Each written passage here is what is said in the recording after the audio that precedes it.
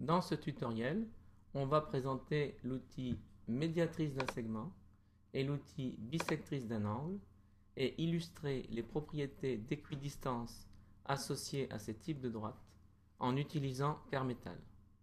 Commençons par l'outil médiatrice. On prend un segment, on sélectionne l'outil médiatrice. L'invite indique qu'il s'agit en fait de la médiatrice d'un bipoint, ce sont les extrémités du segment qu'il faut sélectionner. On le fait et on obtient la médiatrice. Revenons en arrière.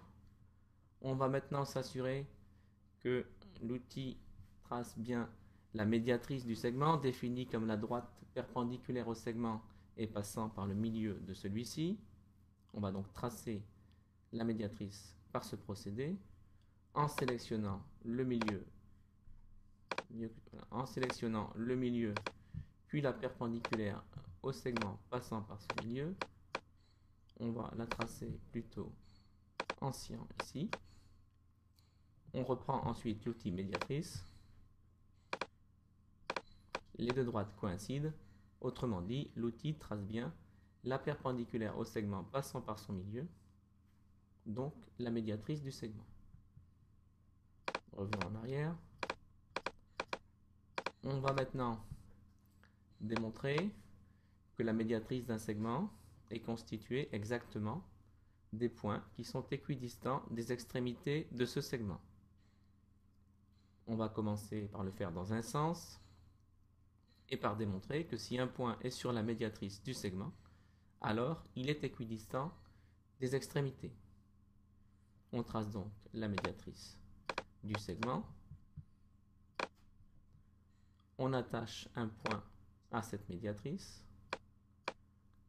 et on souhaite visualiser les longueurs AC et BC. Par conséquent, on va tracer les segments et faire afficher leur longueur. Donc voilà pour le segment AC, puis pour le segment BC. On s'aperçoit que ces longueurs sont égales et on peut encore déplacer le point C pour s'assurer que cette égalité demeure. Également de l'autre côté, voici.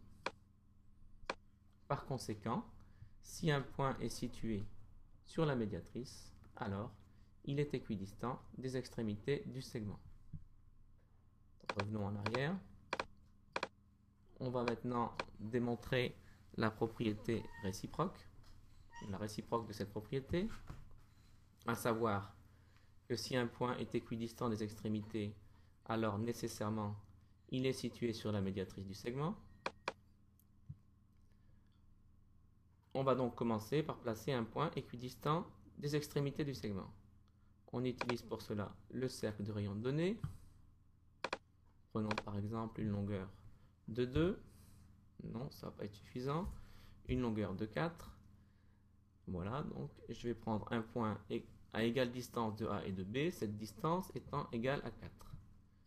Je fais donc la même chose à partir de B et je désigne ces deux points ici, le point d'intersection des deux cercles. Donc les points C et D sont à égale distance de A et de B.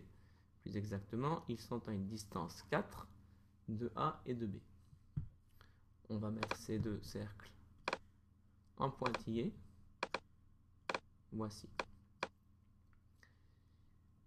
Alors, les points C et D sont-ils sur la médiatrice de AB? Eh bien, on va la tracer. Et effectivement, les points C et D sont situés sur la médiatrice de AB. Revenons en arrière.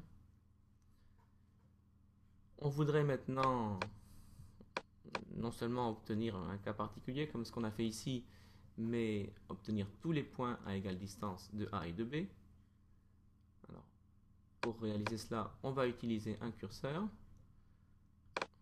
On place donc un curseur ici. On va lui donner une valeur minimale de 0, une valeur maximale de 10, un pas de 0,001 et on va décocher ici ces cases. Voici. Alors maintenant, je vais faire en sorte que les points C et D soient à égale distance, ou demeurent à égale distance de A et de B, mais que cette distance puisse changer. Le curseur s'appelle A. Il me suffit donc de changer la valeur du rayon des deux cercles en leur donnant la valeur du curseur. Voici. Et donc cette fois-ci, on obtient par ce biais, alors pas tous les points, mais ils ont beaucoup de points équidistants des extrémités A et B du segment. Vous voyez qu'on peut ici faire varier le curseur pour déplacer les points C et D. On va maintenant demander de laisser la trace de C et de D pour visualiser finalement en même temps plusieurs points. Donc, on choisit d'activer la trace pour le point C et pour le point D. Voici. On peut maintenant faire bouger le curseur. Et donc, on obtient différents points qui sont à égale distance du point A et du point B. Et on s'aperçoit bien sûr que ces points sont situés sur une droite qui n'est autre que la médiatrice du segment, que l'on peut maintenant tracer. Voilà, on s'aperçoit que, alors c'est un peu raté, on s'aperçoit que les points sont parfaitement alignés sur cette droite. Alors, petite amélioration, ici on voit que si la valeur du curseur est trop petite, eh bien les points C et D n'existent pas. Par conséquent, au lieu de partir de 0, il faut partir de la moitié de la longueur du segment, le segment s'appelant S4. On va revenir sur le curseur. Et comme valeur minimale, on va lui donner la moitié de S4. Voici. Et maintenant, eh bien, la valeur minimale du curseur, alors, en zoomant ou en dézoomant, on efface la trace. Et vous voyez que dans cette situation, eh bien, on commence à... Le curseur, la valeur minimale du curseur est la moitié de la longueur AB. Et donc, par conséquent, on obtient ici, plus précisément, voilà, un certain nombre, donc beaucoup de points, à égale distance de A et de B, qui sont tous alignés sur la médiatrice de AB. Voilà, alors on va procéder de la même façon avec la bisectrice. Alors on va commencer par effacer toute la construction ici. Alors, pour tracer la bisectrice d'un angle, il faut déjà disposer d'un angle. Donc on va le faire à partir de 3 points. On va donc créer l'angle ABC ici. Voici cet angle. On va matérialiser les côtés de cet angle qui sont des demi-droites. Voici l'angle dont on va tracer la bisectrice. Alors pour utiliser cet outil, c'est très simple, il suffit de sélectionner l'angle, on obtient la bisectrice. On va revenir en arrière, on va changer la couleur des côtés pour du noir. Voici. Alors comme précédemment, dans un premier temps, on va s'assurer que l'outil bisectrice trace bien la bisectrice de l'angle. Je vais donc commencer par tracer la bisectrice de façon élémentaire, en divisant l'angle en deux et en traçant la demi-droite correspondante. On choisit donc l'outil angle de mesure donné. Et je vais donc faire un angle. Pour l'instant, il a une mesure quelconque ici. Ce n'est pas la bisectrice. Pour que ce soit la bisectrice, il faudrait que sa mesure soit exactement la moitié de la mesure de l'angle ABC. Je vais donc retourner sur cet angle. C'est l'angle A1. Voilà. Alors sa valeur, c'est 47,17322, mais je vais utiliser, ça marche comme pour le curseur, l'angle s'appelant A1. Si j'utilise A1 dans une expression, eh bien ce sera sa mesure. Et donc par conséquent, pour cet angle ici, donc pour l'angle qui s'appelle ici A3, je vais choisir un angle de A1 divisé par 2, ce qui m'assure que c'est parfaitement la bisectrice dans la mesure où la mesure de son angle, c'est exactement la moitié. La mesure de cet angle, c'est exactement la moitié de l'angle ABC. Donc voici la bisectrice construite de façon élémentaire. Assurons-nous que ça coïncide avec la bisectrice construite par l'outil. On va la tracer ici en rouge. On le fait. Et effectivement, les deux droites coïncident parfaitement. Autrement dit, l'outil trace bien la bisectrice de l'angle. On revient en arrière. Ici. Voilà. Maintenant, comme précédemment, on va montrer que la bisectrice d'un angle est constituée des points qui sont à égale distance des côtés de cet angle. On va commencer par démontrer que si un point est situé sur la bisectrice d'un angle, alors il est équidistant des côtés de cet angle. Je trace donc cette bisectrice. Je place un point sur cette bisectrice et je vais donc visualiser les distances de ce point D à chacun des côtés de l'angle. La distance est obtenue quand on prend une perpendiculaire. Par conséquent, ce sont ces points qui réalisent la distance du point E. Je vais enlever ici, voilà. Ce sont ces deux points, le point F et le point G, qui vont visualiser la distance du point D au côté BC et au côté BA de l'angle. Je vais donc maintenant effacer ces demi-droites, enfin effacer ces droites qui ne me sont plus utiles. Et en revanche, je vais visualiser les longueurs ici. Voilà. Je vais donc maintenant demander à afficher la longueur de ces segments. Voici. Et donc on s'aperçoit bien entendu que ces longueurs sont égales. Autrement dit, que le point est à égale distance des côtés de l'angle. Voilà. On peut bien sûr déplacer le point D. Revenons en arrière. On va maintenant montrer que si un point est à égale distance des côtés de l'angle, alors il est situé sur la médiatrice, sur la bisectrice de cet angle. Alors je vais commencer par placer un point qui est à égale distance de chaque côté de l'angle.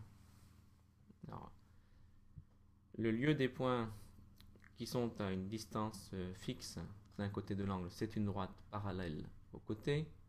Alors je vais donc tracer cette droite en commençant par tracer une perpendiculaire. Alors je prends un point quelconque et je trace une perpendiculaire ici au côté BC. Je vais décider par exemple de prendre un point qui soit à une distance de 2 du côté BC. Donc je vais prendre un cercle de rayon 2. C'est donc ce point qui va m'intéresser. La droite ici ne m'intéresse plus, je la masque. Je vais maintenant mettre ce cercle en pointillé et donc tracer la parallèle au côté BC qui passe par E. Cette droite sera précisément le lieu des points qui sont à une distance 2 du côté BC. Je trace donc cette droite. Voilà. Cette droite est donc le lieu des points à distance 2 du côté BC. On fait pareil sur l'autre côté en prenant une perpendiculaire, un cercle de rayon 2 qu'on va faire en pointillé. On sélectionne ce point, on masque la droite qui ne me sert plus et on trace la parallèle à ce côté qui passe par G. Le point qui est à égale distance des côtés de l'angle est donc ce point. Et c'est donc ce point dont on va démontrer qu'il est forcément, dont on va illustrer qu'il est forcément sur la bisectrice de l'angle. Alors traçons la bisectrice. Je vais peut-être changer de couleur ici. Je vais les mettre couleur cyan. Je trace maintenant la bisectrice de l'angle. Voilà. Et on s'aperçoit que le point H est bien sur cette bisectrice. Mais on voudrait maintenant montrer que cela reste valable quelle que soit la position de H, quelle que soit la distance du point au côté de l'angle, cette distance à chaque côté étant égale. Donc je fais, c'est exactement la même idée que précédemment. Au lieu de prendre un cercle de rayon 2 comme je l'avais fait précédemment, eh bien on va utiliser un curseur. On place donc un curseur ici. On va lui donner une valeur minimale de 0, une valeur maximale de 10, un pas de 0,001. Et on va pas montrer ça ici. Voilà. Voilà. Donc je dispose maintenant d'un curseur qui va remplacer la valeur du rayon de chaque cercle ici. Donc je modifie le rayon en prenant petit a plutôt que la valeur de 2. Voilà. On va maintenant masquer ici la bisectrice. Et donc, on peut maintenant déplacer le curseur et voir que le point H. Alors, on va aussi masquer le point G et le point E. Voici. Alors, on peut maintenant donc déplacer le curseur. Voilà. Et on va faire comme précédemment. On va demander à ce que H laisse sa trace. Donc, je demande à ce que H laisse sa trace. Voici. Et si maintenant on déplace le curseur, j'obtiens un certain nombre de points qui sont à égale distance des côtés de l'angle. Et bien évidemment, ces points sont situés exactement sur la bisectrice que je peux tracer. Voilà, en rouge ici, on s'aperçoit que tous ces points sont parfaitement sur la bisectrice de l'angle. Donc en utilisant un curseur, on peut comme ça généraliser une situation assez simplement et obtenir voilà, une figure plus générale qu'un cas particulier obtenu comme on l'avait fait en prenant un rayon de 2 au départ. Voilà.